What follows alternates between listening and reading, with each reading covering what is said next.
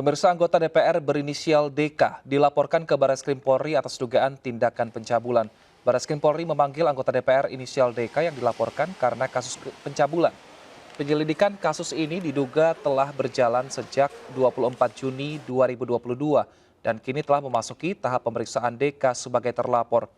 Kepala Bagian Penerangan Umum Polri mengatakan status DK saat ini masih sebagai saksi. Dalam keterangan sementara, DK diduga melakukan pencabulan di 3 lokasi, yaitu Jakarta, Semarang, dan juga Lamongan.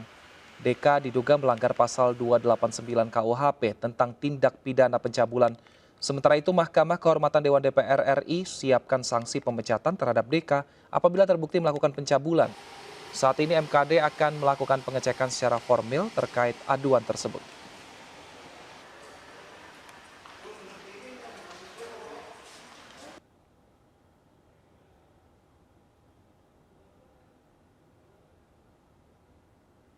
Wakil Ketua Mahkamah Kehormatan Dewan DPR Nazarudin Dekgam menyebut kasus dugaan pelecehan seksual yang dilakukan anggota DPR berinisial DK sangat memalukan.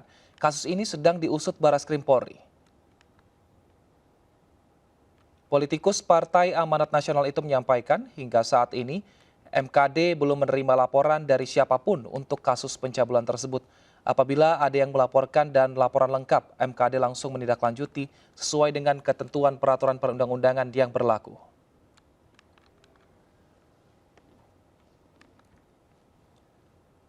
Dugaan pencabulan kembali menjerat wakil rakyat. Kasus ini tentunya mencoreng nama baik Dewan yang sejatinya menjadi perpanjangan tangan dan menyuarakan aspirasi rakyat serta melindungi rakyat. Kita akan membahas topik ini bersama dengan Trimedia Panjaitan, Wakil Ketua Mahkamah Kehormatan Dewan DPR, dan juga ada Mbak Siti Aminah Tardi, Komisioner Komnas Perempuan. Selamat sore Bang Trimedia dan juga Ibu Siti.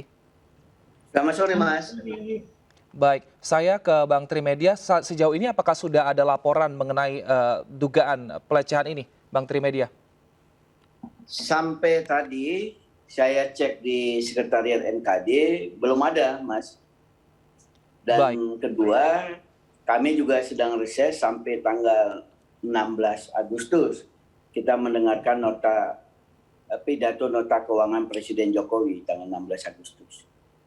Baik, MKD ini biasanya bergerak melakukan pemeriksaan seperti itu setelah adanya laporan atau saat ini pun ketika kasusnya sudah masuk ke kepolisian juga turut langsung melakukan pemeriksaan, Bang Trimedia? Jadi kalau di dalam hukum acara MKD ada 2 pintu masuknya. Pertama dengan laporan, kedua tanpa laporan. Nah, kalau pertama dengan laporan tentu ada pengaduan yang dilakukan oleh masyarakat kepada MKD, kemudian kita pelajari tenaga ahli di MKD, kemudian melihat syarat formalnya dari si pengadu ini, apakah terpenuhi atau tidak. Kalau seandainya terpenuhi, disampaikan kepada pimpinan MKD, kemudian kita bawa di dalam pleno pimpinan MKD, baru kita bawa di dalam pleno. Kalau dianggap cukup dan memenuhi syarat, kita undang pengadunya dulu. Setelah itu kita undang saksi-saksi, baru setelah itu kita undang pelapor. Setelah teradu ya, setelah kita memenuhi cukup bukti, cukup informasi terhadap aduan seseorang. Itu yang dengan pengaduan. Tapi dengan tanpa pengaduan juga dimungkinkan oleh tata beracara MKD yang sekarang ada usulan dari salah seorang anggota MKD. Kedua, kasusnya menarik perhatian masyarakat. Dan prosesnya sama, kalau diusulkan itu malah lebih singkat ya. Kemudian kita bawa ke pleno pimpinan MKD, setelah kita setujui kita bawa ke pleno anggota yang dihadiri oleh seluruh anggota MKD. Setelah itu baru kita lakukan proses pemanggilan sebagaimana saya sebutkan tadi. Begitu Mas. Baik, saya ke Ibu Siti. Ibu Siti, bagaimana dengan Komnas Perempuan? Apakah sudah mengetahui kasus ini dan apakah juga sudah memanggil korban untuk bisa nanti ke depannya mendampingi korban, Ibu? Iya, pertama-tama Komnas Perempuan menyampaikan apresiasi ya untuk keberanian korban mengungkapkan pengalaman kekerasan seksual yang dialaminya. Komnas Perempuan menerima pengaduan dari korban dan betul tadi seperti disampaikan di narasi kekerasan seksual terjadi setidak-tidaknya di tingkat 3 tempat, yaitu di Jakarta, Semarang, dan Lamongan. Terjadi dalam kurun waktu 2017 sampai 2019. Ya. Komnas Perempuan telah melayangkan surat permohonan informasi atau klarifikasi terhadap partai politik asal dari anggota legislatif ini. Juga ini sekaligus mengingatkan agar partai politik, DPR dan DPRD menjadi ruang yang aman bagi perempuan di dalam menjalankan peran-peran publiknya.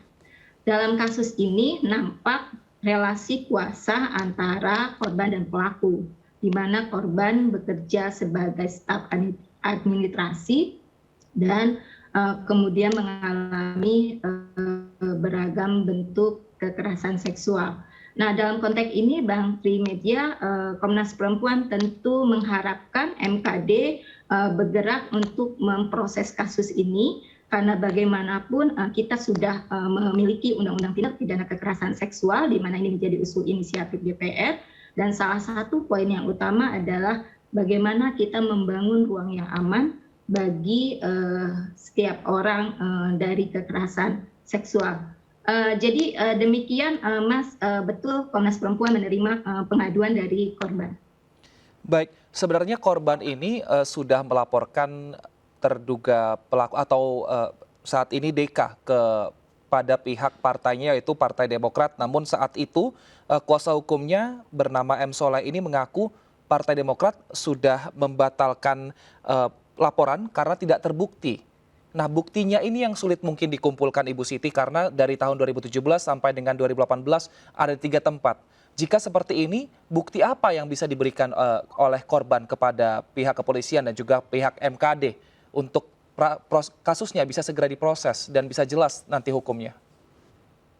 Iya, jadi memang korban telah menyampaikan kekerasan seksual yang dialaminya ini ke partai asal dari pelaku pada 2 Februari 2022, nah ya, kemudian dicatat dengan nomor laporan sekian dan sudah dimintai keterangan sebanyak 3 kali. Nah, proses permintaan keterangan itu dari klarifikasi pelaporan, kemudian permintaan alat bukti visum, pemanggilan saksi, gitu ya. Juga ada klarifikasi surat pernyataan yang dibuat oleh pelaku. Nah, dalam konteks ini memang karena ini dilaporkan ke partai asalnya, Komnas Perempuan belum mendapatkan informasi sejauh mana ya perkembangan penanganan kasus ini di Dewan Kehormatan Partai, kemudian rencana partai untuk memberikan perlindungan dan pemulihan bagi korban, karena bagaimanapun kasus kekerasan seksual ini terjadi dalam relasi kerja antara staf administrasi dengan pimpinan partai ya. Kemudian juga kami menanyakan rencana tindak lanjut dari partai untuk membangun kondisi yang aman dari kekerasan seksual. Nah, dalam konteks itu sehingga memang kami belum mendapatkan informasi apa yang telah dilakukan. Namun kalau terkait hal itu, mungkin kita juga harus melihat konteks di kode etik partai sendiri itu ada ketentuan tentang kesantunan, yaitu menghormati perempuan. Juga ada larangan untuk menjadi tersangka, terdakwa dalam dugaan tindak pidana, diantaranya adalah kesusilaan atau tindak pidana berat lainnya. Nah, terkait pembuktian, saya tidak bisa memberikan komentar karena tidak terlibat dalam menilai pembuktian yang disampaikan atau dalam proses itu. Tapi yang harus didorong bahwa hal ini, proses pembuktian di Barreskrim pun harus kita dorong. Memang betul ini terjadinya 2017 ke 2019. Tapi bukan berarti tidak dapat dibuktikan gitu. Yang utama adalah kita memberikan apresiasi kepada korban dan mempercayai apa yang telah terjadi. Itu poin utamanya, sehingga kemudian kita tidak boleh lagi bersembunyi dengan mengatakan tidak ada alat bukti atau alat bukti kurang ketika upaya-upaya pengumpulan alat bukti atau upaya-upaya pemanggilan saksi dan seterusnya itu belum dilakukan. Itu konteksnya Mas Wilson, sehingga kami menghormati proses hukum yang sedang berjalan di Barreskrim dan mengharapkan bukti-bukti itu juga bisa membantu di dalam proses penyelesaian di partai maupun di MKD sendiri. Itu Mas Wilson. Baik, Bang Trimedia, memang saat ini belum menerima laporan, tapi ada juga tadi faktor lain jika kasusnya banyak dibicarakan akan memeriksa kasus pencabulan atau pelecehan ini. Ini rencananya MKD apakah nanti setelah reses akan memanggil DK untuk diperiksa dan dimintai klarifikasi mengenai hal ini?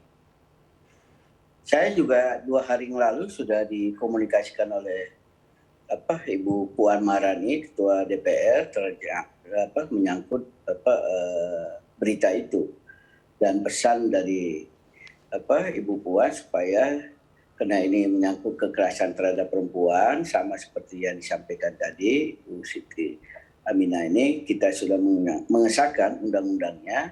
Bu Puan berpesan supaya MKD memperhatikan kasus ini.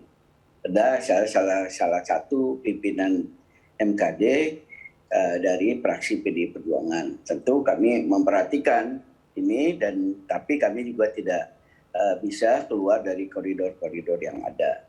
Kita lihat aja, bisa saja dalam masa reses ini ada laporan dari masyarakat, bisa juga nanti setelah masuk kita melakukan laporan, memeriksanya.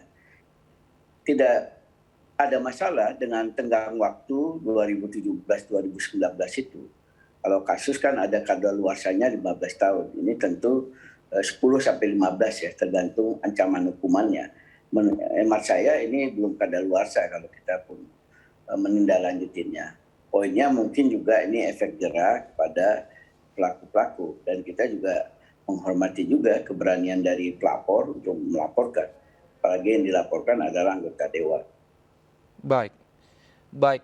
Kasus dugaan pencabulan ini bukan pertama kali terjadi yang dilakukan oleh anggota DPR RI tahun lalu. Ada anggota DPR RI inisial MM yang juga diduga mencabuli bahkan anak di bawah umur. Lalu bagaimana dengan kasus ini, sudah sejauh apa pemeriksaan dari MKD? Selengkapnya pemirsa, dialognya akan kami lanjutkan masih bersama dengan Bang Trimedia dan juga Ibu Siti. Usai jeda tetap bersama kami di MNC News Now.